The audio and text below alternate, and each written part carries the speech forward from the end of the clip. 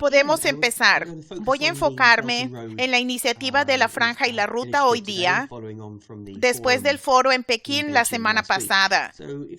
Si tú podrías describir qué piensas del resultado del foro que concluyó la semana pasada en Pekín. Yo creo que hubo un progreso realmente importante en comparación con el primer foro de la Franja y la Ruta. Todos los que participaron en el primer foro de la Franja y la Ruta estaban llenos de optimismo y del conocimiento que estaban viviendo el nacimiento de un nuevo sistema de relaciones internacionales. Y eso fue muy importante. Pero yo creo que en el segundo foro de la Franja y la Ruta se vio que eso se consolidó. Así que de hecho tenemos un nuevo sistema de relaciones internacionales que está superando a la geopolítica. Y yo creo que este es el resultado más importante, aparte de, naturalmente, el gran desarrollo económico que se presentó. Pero yo creo que la idea de tener un sistema que le otorga una posibilidad a todos los que cooperan de ganar es la manera de superar a la geopolítica. Y ese es el peligro que aún existe, que después de todo causó las 2 guerras mundiales del siglo pasado. Así que este es un gran logro para la humanidad. Ha habido una crítica cada vez mayor y una reacción en contra de la iniciativa de la Franja y la Ruta. ¿Crees que esto es un malentendido o desconfianza de este nuevo sistema? ¿Qué piensas sobre eso?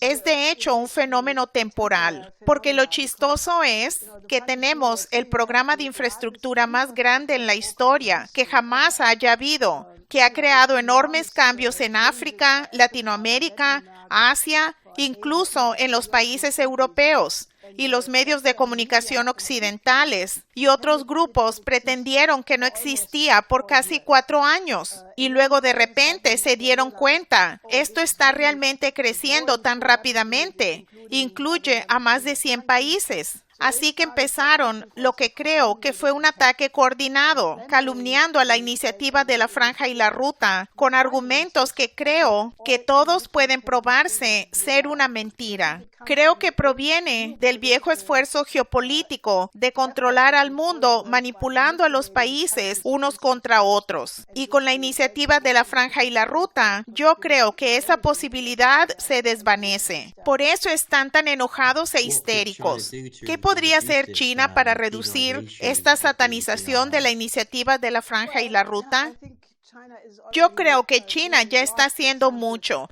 Por ejemplo, incluso el Handelsblatt, que en el pasado era muy negativo de la iniciativa de la Franja y la Ruta, tuvo que publicar un artículo que mencionó el hecho de que todo el argumento de que China está llevando a los países del tercer mundo a una trampa de la deuda no se puede mantener. Por ejemplo, el FMI acaba de publicar las cifras que hay 17 países africanos que tal vez no puedan pagar sus deudas, pero China solo está involucrada con 3 de ellos. Y todos ellos tienen enormes deudas con el Club de París y los otros grandes bancos occidentales. ¿Quién está metiendo a quién en una trampa de la deuda?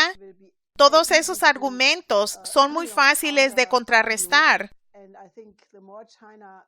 Y cuanto más China dé a conocer su hermosa cultura, la gente será convencida. Porque la belleza de la pintura china, de la música clásica, va a ganar sus corazones. Y entre más gente entienda qué es lo que China de hecho está haciendo, menos se podrán mantener estos ataques. ¿Usted diría que se ataca más a China que a la iniciativa de la Franja y la Ruta? Bueno, sí, se ataca a China porque China es el principal motor tras ella. Y algunos de estos ataques eran que China supuestamente es una dictadura autocrática y un estado de vigilancia y todas esas cosas. Pero primero que nada, con respecto a la vigilancia, yo creo que la Agencia de Seguridad Nacional y el GCHQ de Inglaterra le ganan a todos. Y naturalmente China tiene un sistema que eleva la moralidad de la gente. Se basa en la tradición confuciana. Y para algunas de las personas más liberales en el occidente, eso ya es demasiado, porque va en contra de su idea de que todo se vale, que todo se permite. Y desde ese punto de vista, cualquier énfasis en que haya moralidad es demasiado para esta gente. No es saludable que algunas veces se critiquen las nuevas ideas e iniciativas. Es lo que entendemos en el occidente. No aceptamos abiertamente cosas nuevas. Hacemos preguntas y somos un poco cínicos a veces. Es superfluo. Es un desperdicio de energía y distrae a la gente de lograr lo que se necesita lograr. Es decir, el superar la pobreza en África, en Latinoamérica, incluso en Europa. Ya sabes, Europa tiene 90 millones de personas pobres y no he visto un plan que tenga la Unión Europea para superar la pobreza para el año 2020, lo que China intenta hacer con su propia gente pobre. Así que creo que es un desperdicio de energía y esto viene de lo que yo digo, que la gente se pone sus lentes geopolíticos y tiene audífonos neocoloniales. Entonces ve y escucha al mundo de una manera muy diferente de lo que es. Solo proyecta su propia perspectiva. He escrito sobre China en los últimos 5 a 7 años. Esta ha entrado de manera dramática al escenario mundial. Cuando empecé a escribir sobre China hace muchos años, y la velocidad de su llegada, el tamaño de las inversiones, puede asustar a muchos países. Solamente los familiares y amigos que no conocen mucho sobre China quieren saber de mi trabajo cuando introduzco China al occidente, como este puente. Hay mucha confusión. ¿Crees que esto proviene de la ignorancia? ¿Cómo se puede cambiar? Bueno, yo tengo la sensación de que todos los que han estado en China, ya sea como turistas o como inversionistas o hombres de negocios, regresan y todos tienen una perspectiva muy positiva. La gente está impresionada de lo que ve, del sistema de trenes realmente increíblemente rápido. Luego, si uno va a la región de Shenzhen, Zhuhai, Guangdong, Macao, Hong Kong, esta es la fuerza motriz de la economía mundial, no solo de la iniciativa de la Franja y la Ruta. Comparen eso con la infraestructura decrépita en Estados Unidos o de muchas partes en Europa Occidental, por ejemplo. Hace menos de 2 años, yo fui a Zhuhai a una conferencia y visitamos este puente entre Hong Kong y Zhuhai y Macao, que conecta a todo este triángulo. Y se construyó este puente, yo creo que en 6 o 8 años, incluyendo la planeación. Ahora en Alemania tenemos un puente famoso entre Mainz y Wiesbaden que ha estado en reparación por casi 6 a 8 años y todavía no está listo.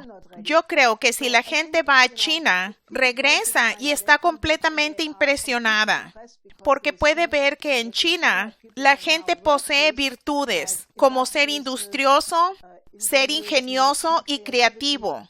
Todos estos son valores que solíamos tener en el occidente, como cuando se llevó a cabo el milagro económico alemán en la reconstrucción de la posguerra. Estos eran los valores y virtudes de Alemania. Ahora tenemos todo tipo de ideas locas y por lo tanto China está tomando la delantera. Así que las personas que van a China vuelven con una imagen positiva y las que no han ido están asustadas debido a los informes negativos en los medios de comunicación. Así que entre más gente vaya y pueda formar su propia imagen, mejor. Yo mismo veo que no hay una conexión entre China, la sociedad china y el papel del gobierno chino, el lado más negativo que recibe la cobertura de los medios de comunicación occidentales. ¿Tú crees que, por ejemplo, con la iniciativa de la Franja y la Ruta, es solo una manera de legitimizar al liderazgo chino en el mundo y elevarlo al mismo nivel que se le da a los otros países? ¿Piensas que es eso aceptable? Bueno, es un desafío. Algunas instituciones occidentales han hablado de que ahora hay una competencia entre los sistemas, es decir, entre el modelo estatal chino y el modelo occidental de libre mercado.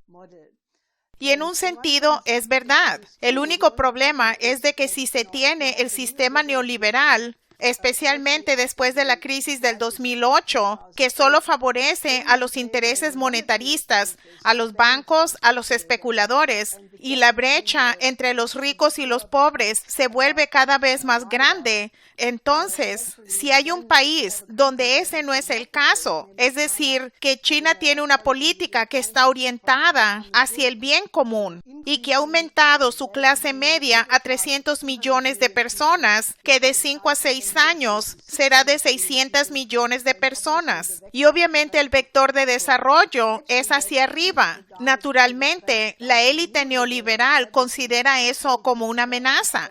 Así que en un cierto sentido existe un desafío. Creo que hay una posibilidad de tener un proceso de aprendizaje, de manera que uno puede tener esperanza que algunos elementos de las élites occidentales reconozcan que China está haciendo algo bien. ¿Qué piensas que China pueda aprender del modelo occidental y viceversa? ¿Qué piensas que los dos puedan aprender uno de otro? Yo creo que China puede aprender mucho del occidente, pero lamento decir, no de sus contemporáneos, o hay muy poco que aprender. Naturalmente, la Agencia Espacial Europea está cooperando con la Agencia Espacial China. Puede haber mucho intercambio, pero en términos de la perspectiva cultural en general, yo creo que China tiene que regresar como 200 años para encontrar cosas positivas en Europa o en Estados Unidos, de hecho. Usted sabe, la cultura clásica europea puede enriquecer enormemente a China, pero me refiero a compositores como Bach, Mozart, Beethoven, Schubert, Schumann o los grandes poetas. Pero todas estas cosas, desafortunadamente, no son las que dominan la perspectiva cultural de la mayoría de los europeos y de los estadounidenses hoy día. Así que debe haber un diálogo a través de los siglos, y así ambos lados se van a beneficiar uno del otro. En un sentido, estás muy pesimista de lo que el occidente representa ahora. ¿Tú crees que China es la única opción que tiene el occidente en este momento? No, no soy pesimista. Solo digo que se puede ver que algunas élites o las llamadas élites han endurecido su punto de vista. Hay otros que absolutamente reconocen que toda la humanidad necesita cooperar de nuevas formas. Por ejemplo, Suiza. Usted sabe, el presidente de Suiza, que participó en el foro de la Franja y la Ruta, acaba de firmar un memorando de entendimiento no solo para Suiza, sino para todo un grupo de países de Europa Central y Oriental, que Suiza representa en las organizaciones internacionales. Así que hay una gran actividad. Italia firmó un memorando de entendimiento con China sobre el desarrollo de África. Grecia quiere ser la puerta entre el comercio de Asia a través del Canal de Suez a toda Europa. Portugal y España quieren ser el centro para la gente que habla portugués y español en todo el mundo. Así que hay muchas dinámicas y actividades. Yo solo hago referencia a algunas de las perspectivas monetaristas y aquellas personas que todo el tiempo hablan del orden basado en las reglas, pero lo que realmente quieren decir es la austeridad. Así que no estoy hablando del occidente en general. Yo creo que el occidente, soy optimista del potencial que hay en los seres humanos. Solo hablo de ciertas partes de las élites en el occidente. Tú mencionaste a Italia y a Suiza. ¿Qué tan importante es que hayan firmado para ser parte de la iniciativa de la Franja y la Ruta ahora? Yo creo que es muy importante. Primero que nada, Italia, como sabes, es la tercera economía más grande en Europa. El norte de Italia es muy industrializado y tiene una gran capacidad industrial. De hecho, hay muchos líderes mundiales en el norte de Italia. Así que si tal país, el primer país del grupo de los 7, firma ahora oficialmente un memorando de entendimiento, esto puede convertirse en el modelo para toda Europa.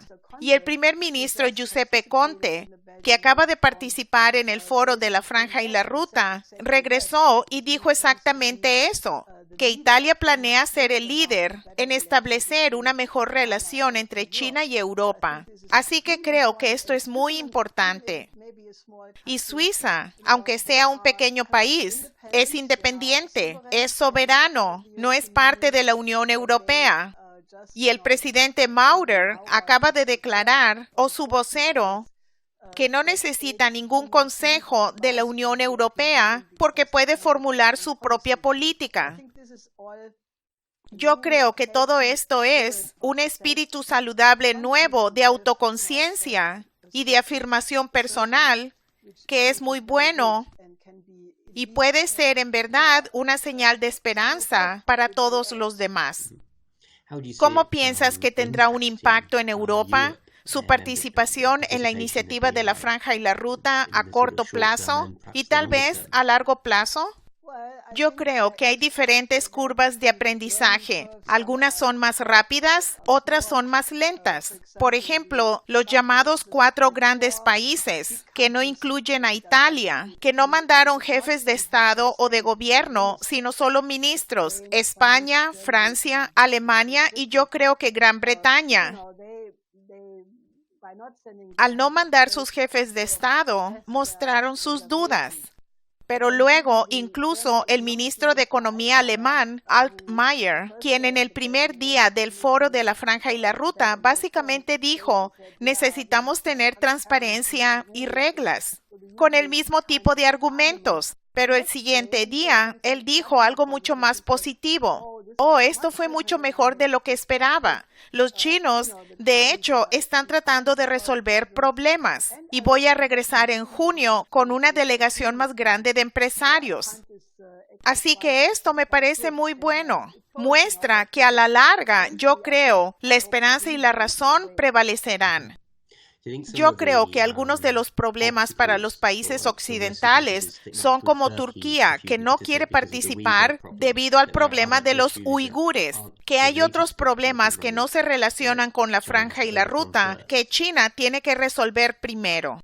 Bueno, yo creo que todos estos problemas a la larga se resolverán, porque yo creo que la clave para resolver cualquier problema regional, étnico, histórico, cultural es el desarrollo. Si la gente se da cuenta de la ventaja de tornar a los países que no están desarrollados o las zonas y convertirlas en zonas prósperas, en tener más intercambio de la juventud, más jóvenes que se entienden unos con otros, intercambio de gente, un diálogo de las culturas, el revivir la mejor tradición de cada cultura, además, naturalmente, de un mejoramiento real de los niveles de vida, de la longevidad. Yo creo que si incluso no todos se desarrollan a la misma velocidad, estamos ante un tremendo cambio de época de la civilización humana.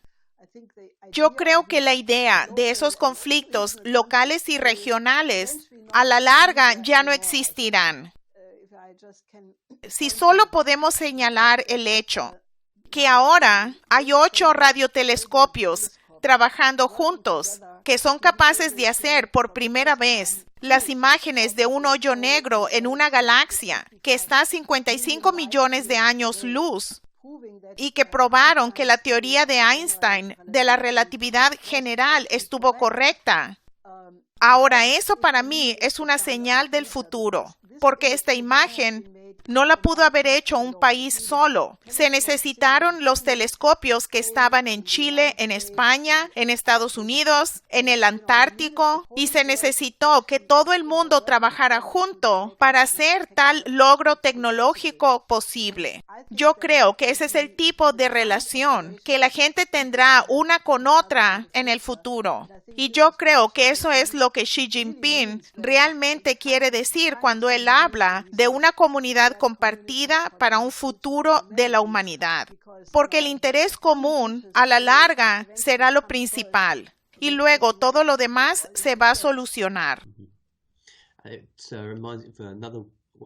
Otra de las críticas actualmente era que todos los caminos llevan a Pekín. en lugar de tener un enfoque multilateral de la iniciativa de la Franja y la Ruta, donde es entre cada país, siempre lleva a China en el momento. ¿Tú piensas que ese es un problema? Bueno, no lo sé. Yo creo que primero que nada, Rusia tiene una gran influencia. Yo creo que los países africanos tienen cada vez más conocimiento y más confianza sobre su propio papel. Hay muchos africanos que dicen que en el futuro África será una nueva China con características africanas.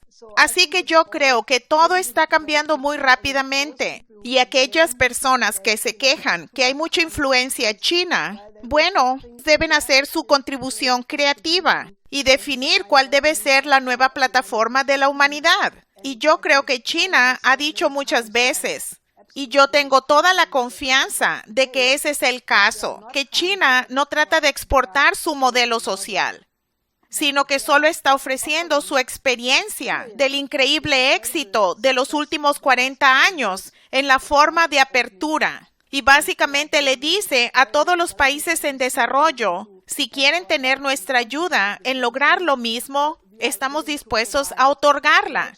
Y naturalmente los países en el sector en desarrollo, que ha sido olvidado o incluso ha sido tratado de manera negativa por el colonialismo, por las condicionalidades del FMI, cuando ellos ahora tienen la propuesta concreta de cómo resolver la pobreza y el subdesarrollo, ¿por qué no van a aceptarla? Así que creo que todas estas críticas son los esfuerzos, no muy bien disfrazados, de ocultar sus propios motivos. Yo realmente creo que China está haciendo lo mejor que le ha pasado a la humanidad en mucho tiempo. Y yo creo que la iniciativa de la Franja y la Ruta es el único plan a largo plazo de cómo transformar al mundo en un lugar pacífico. Y yo creo que eso debe aplaudirse y la gente debería tener un enfoque de cooperación. Mi siguiente pregunta iba a ser qué tanta confianza tenía que la IFR finalmente pagaría a China, pero tengo la idea de que tiene mucha confianza. Lo siento, no entendí la pregunta. Mi próxima pregunta iba a ser qué tanta confianza tiene que la IFR eventualmente le rinda frutos a China. Oh, yo creo que ya está rindiéndole frutos. Primero que nada, le hace más fácil a China desarrollar su propia región occidental y región interna, porque ahora están de cierta forma integradas a las rutas de transporte de la Franja y la Ruta a Europa, a Asia Central. Integran la iniciativa de la Franja y la Ruta con la Unión Económica Euroasiática y esperamos que a la larga también con la Unión Europea. Así que yo creo que ya de hecho le está dando beneficios a China. Un país, entre más exporta bienes de alta tecnología y tecnologías, se vuelve mucho más en un motor para el desarrollo de su propia industria, incluso a un nivel superior. Es como inspirarse a sí mismo, por así decirlo, y ya está rindiendo frutos. Eso es lo que cualquier país debería hacer. Usted mencionó la tecnología. También está la ruta de la seda digital, la Franja y la Ruta digital. Estoy tratando de formular la pregunta. Por supuesto, China tiene mucho control de su Internet mediante el gran cortafuegos. ¿Cuáles obstáculos usted piensa que habrán para que los países puedan crear una relación a través de la iniciativa de la Franja y la Ruta? ¿Se refiere a la red 5G de Huawei? Bueno, eso en parte también, pero el control de la Internet en China, que es difícil para las empresas occidentales hacer negocios, establecerse, ya que hay muchos controles allí. ¿Cree que eso podría ser un obstáculo como parte de la Franja y la Ruta digital? ¿Que eso también se está discutiendo? Bueno, creo que puede haber una manera de hacer arreglos que les satisfagan a todos.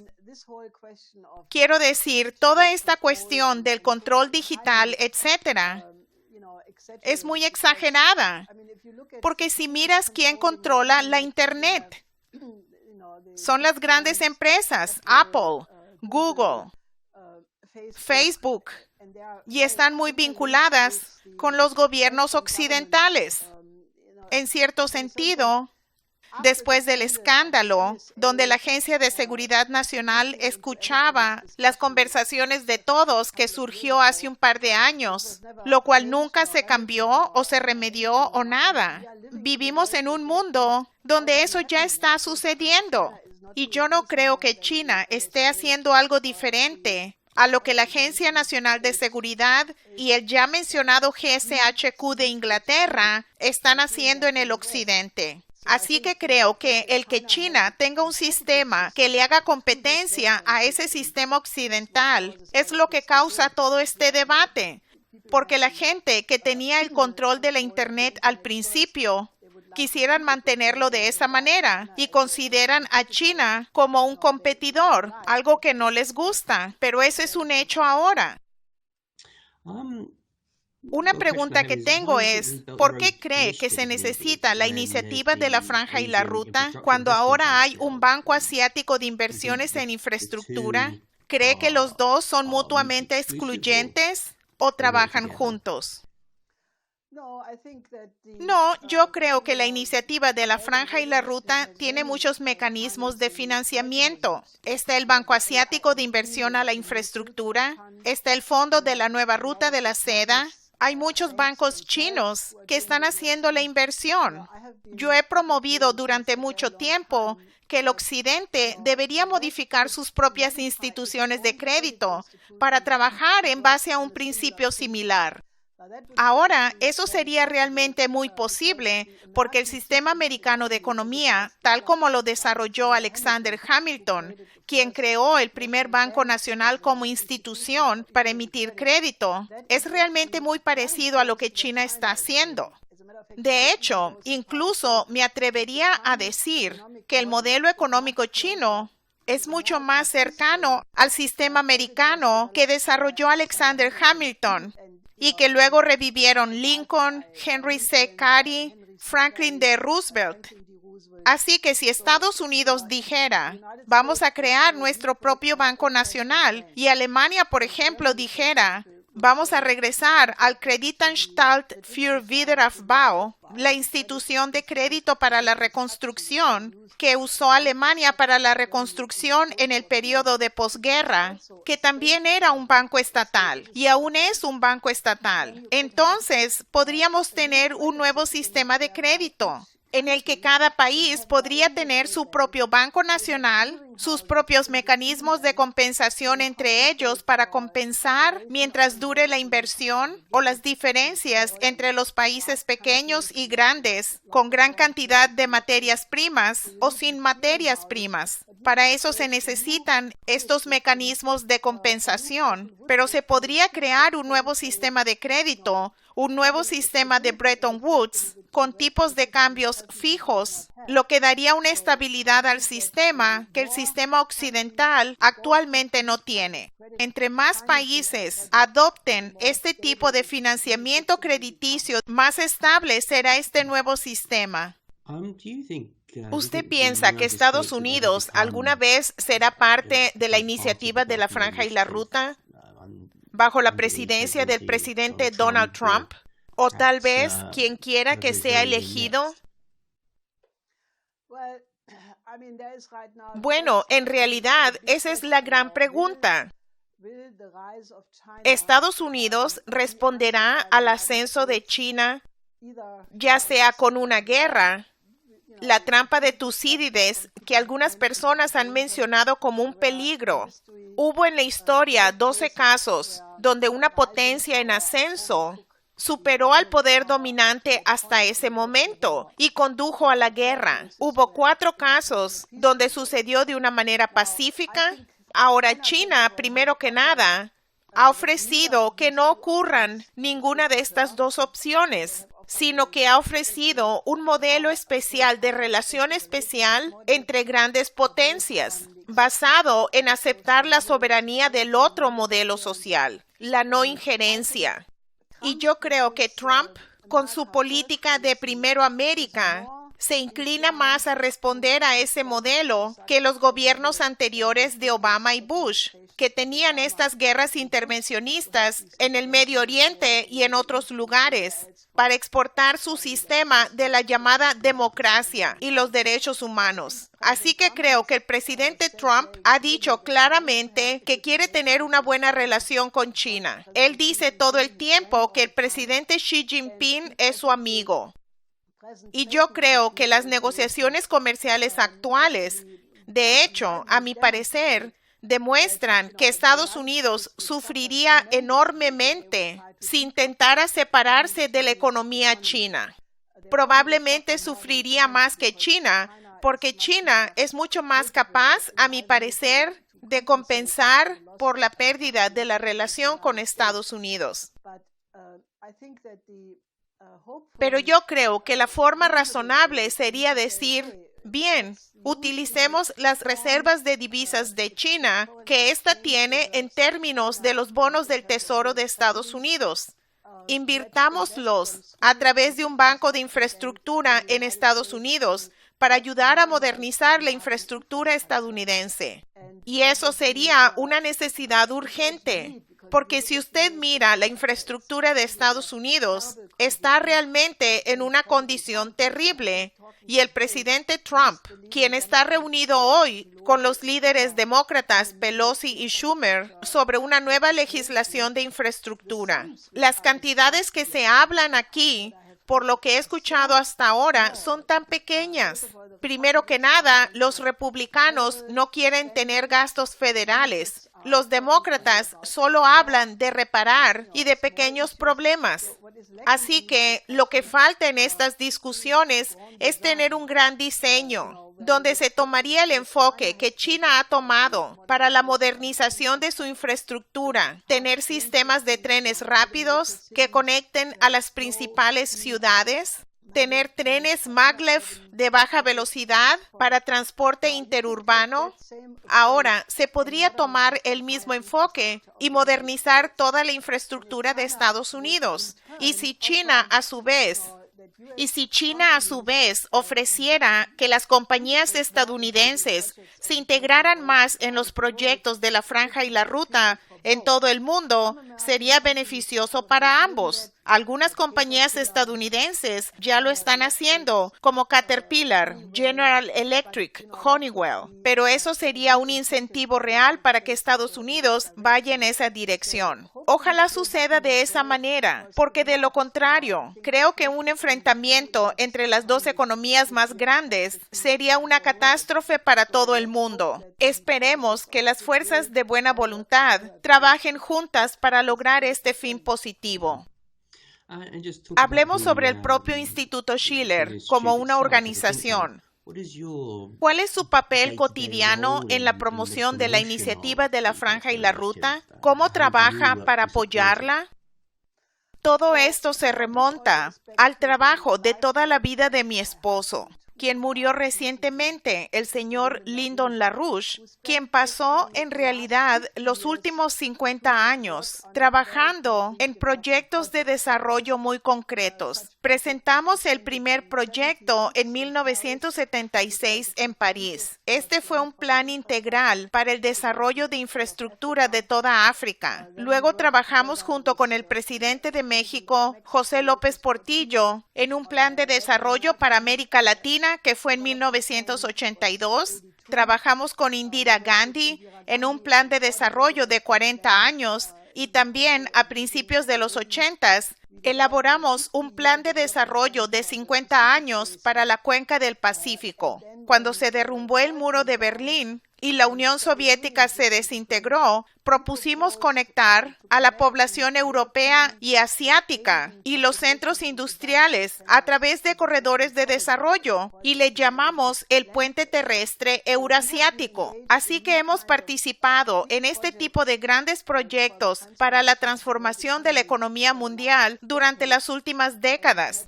Se lo propusimos a China a principios de los años 90 ruta. Yo asistí a una gran conferencia en 1996 en Pekín que tenía el título El desarrollo de las regiones a lo largo del puente terrestre de Eurasia. Y China en ese momento declaró que la construcción del puente terrestre eurasiático era el objetivo estratégico a largo plazo de China para el año 2010. Vino la crisis de Asia en 1997 y todo esto se interrumpió. Nos alegramos mucho cuando Xi Jinping anunció la nueva ruta de la seda en el 2013, porque mientras tanto estábamos trabajando a favor de esto. Tuvimos muchas conferencias, de hecho cientos de conferencias y seminarios en todo el mundo. Así que este ha sido un punto importante de lo que el Instituto Schiller ha estado haciendo durante las últimas décadas. Así que estamos muy felices. Lo que para nosotros era un plan, ahora lo está llevando a cabo la segunda economía más grande del mundo y por lo tanto se vuelve una realidad. Y eso nos hace muy felices. ¿Hay algo más que quisiera agregar? Hice mis preguntas y mucho más. ¿Hay algo más que no hemos abordado de lo que quisiera hablar? ¿Podríamos hablar un poco más sobre la cultura de la nueva ruta de la seda? Por favor, ¿de qué manera? Bueno, yo creo que la nueva ruta de la seda o la iniciativa de la franja y la ruta no se trata solo de la economía y la infraestructura. Pero yo creo que igualmente importante, si no es que más importante, a mi parecer, es el lado cultural de esto, que podría conducir y esperemos que nos lleve a un intercambio de las mejores tradiciones de todas las culturas del mundo. Y a través de revivir las mejores tradiciones, como el confucianismo en China, Beethoven en Alemania y Schiller, Verdi en Italia, etc., va a ennoblecer las almas de la gente. Y yo creo que esa es la cuestión más importante en este momento, porque estoy de acuerdo con Federico Schiller, en honor a quien nombramos este instituto, que cualquier mejoramiento en el dominio político solo puede venir del mejoramiento moral de la gente. Y por lo tanto, yo creo que también es muy interesante que el presidente Xi Jinping ha enfatizado la educación estética como algo extremadamente importante, porque el objetivo es crear el alma bella del pupilo, del estudiante. Ahora, eso es exactamente lo que dijo Federico Schiller, quien respondió al terror jacobino de la Revolución Francesa. Escribió sus cartas sobre la educación estética en las que él desarrolla su teoría estética, que a mí me parece tienen gran coherencia con lo que está diciendo Xi Jinping. Y eso también tiene que ver con el hecho que el primer ministro de Educación de la República China estudió en Alemania y él estudió a Schiller y a Humboldt. Su nombre fue Tsai Yanpei. Probablemente no estoy pronunciándolo bien, pero él fue el primer presidente de la Universidad de Pekín y yo creo que hay una gran afinidad, una afinidad mucho mayor entre el pensamiento de la educación estética, como lo plantea Xi Jinping, con el que existe en la tradición de Schiller y Humboldt en Alemania, en particular.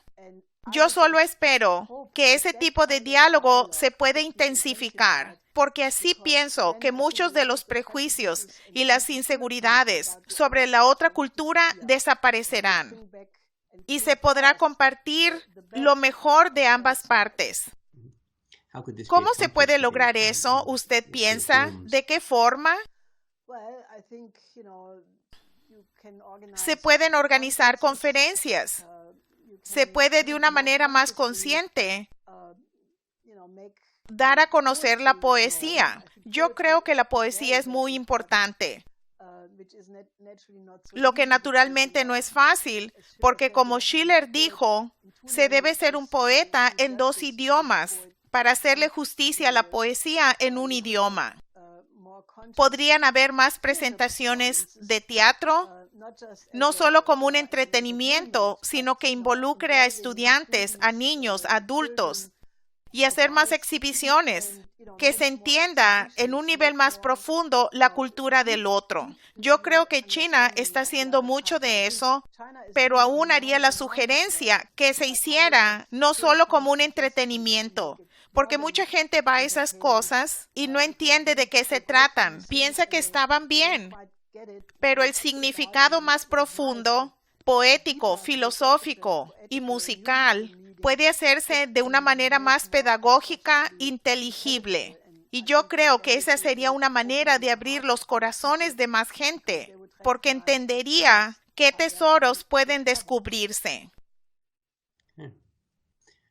¿Tiene algunas palabras para concluir sobre la franja y la ruta que quisiera compartir con nuestros lectores? Yo creo que somos la generación a la que generaciones venideras mirarán y dirán, oh, ese fue un periodo realmente fascinante, porque cambió de una época a otra. Y yo tengo una imagen de eso, que es este cambio que estamos viviendo ahora. Probablemente va a ser mucho mayor que el cambio en Europa entre la Edad Media y los tiempos modernos.